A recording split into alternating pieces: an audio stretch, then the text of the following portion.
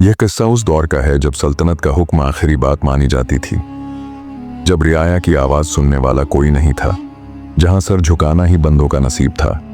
एक पुराने इस्लामी शहर में एक बादशाह हुकूमत करता था जिसका नाम ज़हीरुद्दीन था।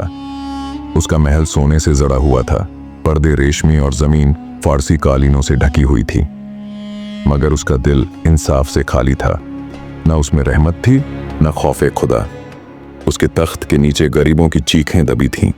एक दिन दरबार के बाहर एक बूढ़ा फकीर खड़ा था, उम्र 70 साल के करीब, बदन पर मैला कुर्ता, सर पर चादर, पांव नंगे और हाथ में एक लकड़ी। उसके साथ एक दुबली सी लड़की थी, उसकी बेटी, जिसकी आंखें खाली, चेहरा सूखा और होठों पर खामोशी का बोझ था। फकीर ने धीरे से दरबान से कहा, मेरे बादशाह तक अर्ज पहुंचा दो। बेटी बीमार है, न रोटी है न दवा, बस एक इनायत चाहिए। दरबान ने हंसते हुए उसे धक्का दे दिया। बूढ़ा जमीन पर गिर पड़ा। बेटी कांपती हुई उसे उठाने लगी। ये शोर सुनकर बादशाह बाहर आया। कौन है जो मेरे महल के बाहर फरियाद कर रहा है? दरबान ने झुककर कहा, एक फकीर है और एक गूंगी सी लड़की, कुछ मदद मांग रहे हैं। बादशाह ने अहंकार भरी मुस्कान से कहा, मेरे महल की दीवारों के पास मदद की गुजारिश नहीं हो सकती। इन्हें यहां से दूर कर दो और फिर आए तो कैद कर लेना। फकीर ने कुछ न कहा, बस आसमान की ओर देखा। 2 आंसू उसकी आंखों से निकलकर गालों पर गिर पड़े। वो चुपचाप चला गया। चंद दिन गुजरे। फकीर की बेटी बुखार में तपती रही, न कोई सहारा न कोई दवा, और आखिरकार उसका जिस्म ठंडा पड़ गया।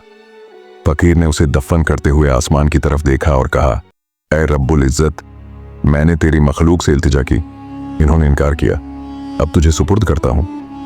तेरा इंसाफ देर से आता है मगर मुकम्मल होता है। उसकी आवाज में कांप थी, मगर कोई शिकायत नहीं थी, बस यकीन और सब्र। उसी रात बादशाह को नींद नहीं आई। हर नींद में वही फकीर नजर आता था, वो मासूम लड़की और उसकी चुप दुआ। सुबह होते ही महल के बाग सूखने लगे, नहरों का पानी काला पड़ गया और एक तेज आंधी महल में आई जिसने बादशाह के कमरे का दरवाजा तोड़ दिया। उलेमा बुलाए गए। एक बुजुर्ग आलिम ने कहा, यह अल्लाह की तरफ से इशारा है, किसी मजलूम की आह आपके तख्त से टकराई है, तौबा करो वरना अंजाम सख्त होगा। बादशाह ने हंसते हुए कहा, एक फकीर की आह मेरी सल्तनत को क्या बिगाड़ सकती है? मैं जमीन का हाकिम हूं। उसी दिन बादशाह के इकलौते बेटे को सांप ने डस लिया। हकीम आए, दम किया गया, मगर कुछ न हुआ। शहजादा इस दुनिया से चला गया।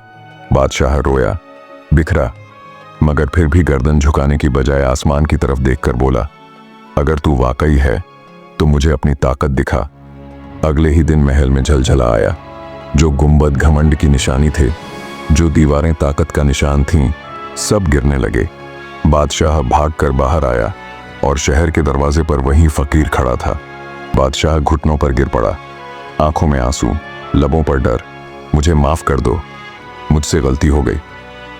मैं नहीं जानता था, फकीर ने धीरे से कहा। मैंने माफ कर दिया, लेकिन मैं कौन हूं?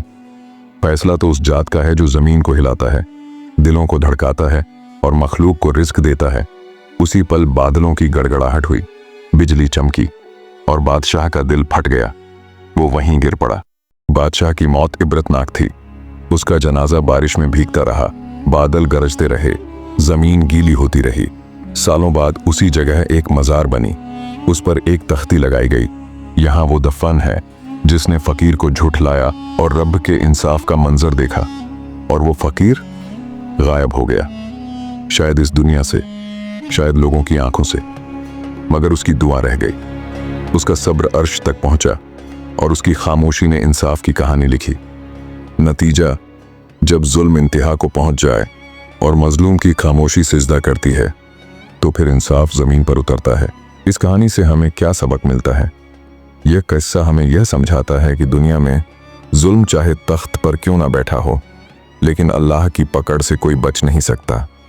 एक फकीर जिसके पास कुछ नहीं था, लेकिन उसका सब्र और यकीन अल्लाह के दरबार तक पहुंचा। जब मजलूम कुछ नहीं कहता, सिर्फ आसमान की ओर देखता है, तो उसकी खामोशी इंसाफ की दस्तक बन जाती है। इंसाफ का वक्त चाहे देर से आए, लेकिन जब आता है तो पूरी कायनात गवाह बनती है। जिस दिल से आह निकलती है वह अल्लाह तक पहुंचती है, और जब अर्श हिलता है तो जमीन पर फैसले बदलते हैं।